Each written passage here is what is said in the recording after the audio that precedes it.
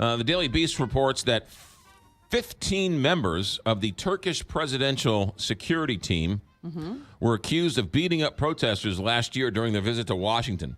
9 protesters, were sent to the hospital, and it caused severe diplomatic issues. Charges have now been dropped against 11 of the 15 assailants, though officials say they weren't dropped for political reasons. So the Turkish president's security team beat up protesters here in America. Oh, boy. Yeah, that's a bit of an issue. Yeah. Remember the Equifax breach? How could we forget? Nearly 20% of Americans froze their credit score after the data breach, according to a new study. That cost consumers $1.4 billion. How many froze their credit score? 20%. So 20% of the people couldn't access their credit. The South Korean government is taking extreme steps to reduce the amount of time government employees spend working. On average, government employees in South Korea work almost 2,700 hours per year. That's 1,000 hours more than other developed countries. So Seoul is simply going to shut the computers off during the last Friday in March at 8 p.m.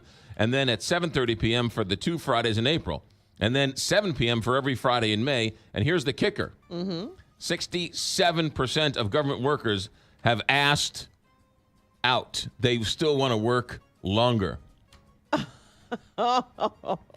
See, they've been so used to it. Right. What do you mean you're going to turn my computer off at 8 No, p.m.? Please keep it on so I can work longer on a Friday night. No. Facebook has spent $3.1 million lobbying Congress in the final quarter of 2017. Yeah, that's interesting. It is. A bill supported by a bipartisan group of 18 senators would introduce disclosure rules for online political advertising. The lobbyists, the Facebook lobbyists, have actually been working against disclosure rules for online ads, even though Mark Zuckerberg says he supports it. Right. So they're paying lobbyists to lobby against it while he is publicly saying he's for it.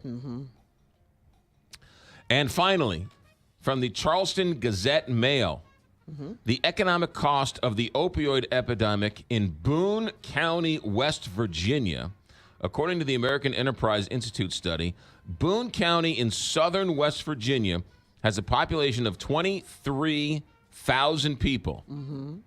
And the economic cost is $206 million. Oh, my goodness. That's $8,700 per person. It's the most severe economic cost per capita in the country.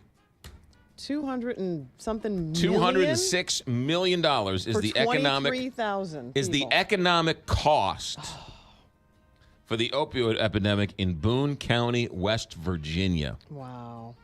That's eye-opening. Those are the numbers inside the news.